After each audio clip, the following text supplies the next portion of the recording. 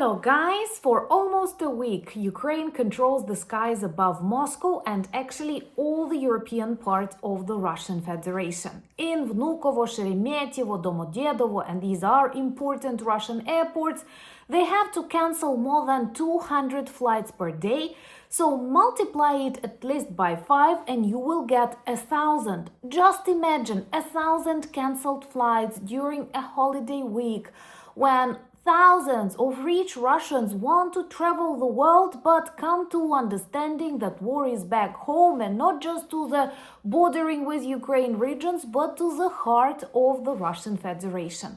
And I don't know why the international outlets aren't talking enough about that. Let me know in the comments below. Have you heard about these problems in Moscow and many other cities of the Russian Federation? As I will continue our Russian geography lesson, because more locations were neutralized in Lipetsk, a big oil depot that supplied oil products for the Russian military not only in this region but also in Tambov and Voronezh. And also we neutralized a huge weapons arsenal in Kostroma region. The detonation continued for all the night, but most importantly, a lot of innocent lives saved. So let's discuss what is happening as Russia loses control over their airspace and how we keep demilitarizing this evil empire, cause that is the only working peace plan. My name is Anna, I'm from Ukraine, I'm in Ukraine, and if you want to see Putin in The Hague, subscribe, share these videos to spread the truth and to let others see the exposed weakness of Russia that announced the blitzkrieg, failed it, and now very effectively destroys itself from inside. If we look at the situation in Russian economy, in Russian banking system, it clearly demonstrates time to stop. But Putin doesn't want to because he doesn't have a plan B.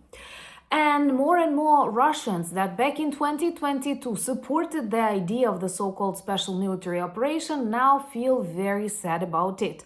And I'm sure among them are thousands of Russians who did not manage to reach that destination during this holiday week.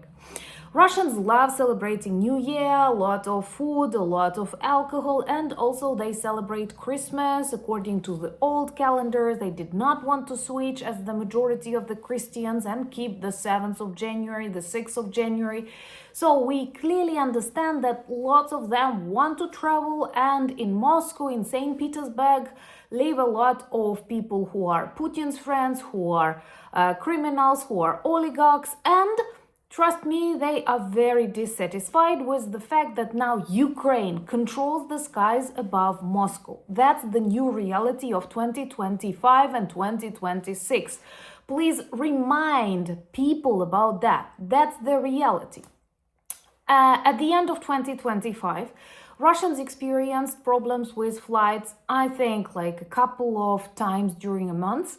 And now at the beginning of 2026, we literally control the skies above Moscow and the majority of the European part of the Russian Federation. That's a lot, and that is a huge change in the course of this war.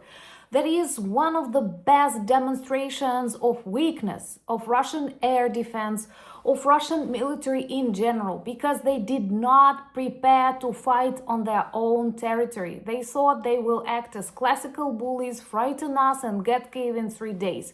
And look at us 4 years later, paralyzing the airspace above dozens of Russian cities. So during at least 5 days, they keep canceling flights in Moscow. And they have a lot of important airports like Vnukovo, Domodedovo, Sheremetyevo.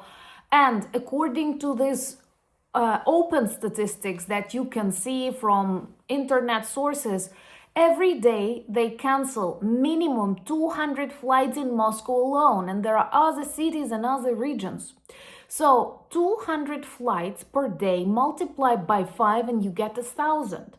And once again, smaller airports in different regions where Ukrainian drones travel to target legitimate sites also close their airspace. So we may talk about thousands of cancelled flights during 2026 alone. Here, please imagine something similar happening in France, in Iceland, in China. It would be all over the news. It would be sensational. It would be a big problem. Perhaps a president or a prime minister would comment, would speak about this huge problem for the population of the country. But in Russia, they keep pretending that everything goes according to Putin's plan. Well, unless he had this plan to destroy Russia faster than anyone else. And it exposes the vulnerability of the capital, of the nuclear state that constantly demonstrated itself as a superpower. But once again, Putin's failed special military operation proved that Russia is no more a superpower. And we have a really good video on Anna Danilchuk channel about that. And also millions of Russians now understand they don't like war when it is on their territory, when it ruins their plans, when they hear explosions, when they receive air raid alerts, and when, for example, GPS jammers start working in Moscow.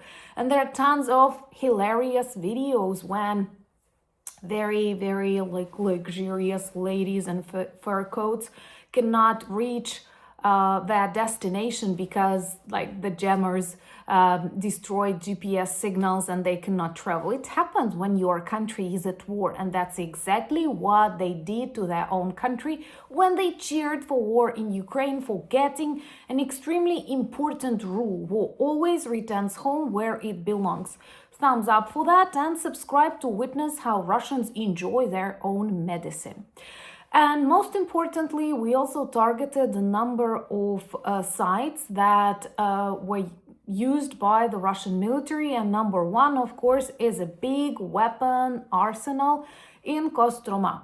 I love such news because it means a lot of lives saved, and the world is a safer place, because as long as Russia is allowed to violate international law, it will inspire other wannabe dictators repeat a similar approach. Also, we targeted the big oil depot in Lipetsk region. And in Lipetsk region, recently we also destroyed a plant that produced batteries for the Russian drones, the Russian Navy and aviation. And now a depot that was full of different kinds of oil products used by the Russian military in Tambov region, also in Voronezh and Lipetsk. So we are talking about real war on the territory of the Russian Federation. You may say something similar happens in Ukraine, of course, and way worse, because Russians do not follow the rules of war, because they came as invaders and we only defend our right to live, our right to exist as a country, as a beautiful culture. But the reality is that with each year, the situation inside Russia is way worse than it was at the beginning of the failed Blitzkrieg. And understanding that Putin cannot stop, that Putin, lives surrounded by lies and things that he wants to hear from his advisors, I believe that 2026 will be a serious year of the Kremlin collapse. Let me know, what do you think 2026 will bring to this world? Please be gentle. Remember that YouTube is very sensitive to our answers, so let's concentrate maybe on something positive. Also, follow me on Anna Danilchuk and other social media platforms: X, Instagram, Blue Sky, Threads, Discord. The links in the description of this video, same as the links to our merch shop. Remember about a special offer on calendars for 2026. Thank you for buying me coffees, becoming my patrons and sponsors of the channels, but most importantly, thank you for being friends of mine and friends of Ukraine. You see lots of things happening. The world is such a dangerous and chaotic place, and we are blessed to have this community of true friends, of people who care for each other, so let's remain united. Love you very much. Slava Ukraini!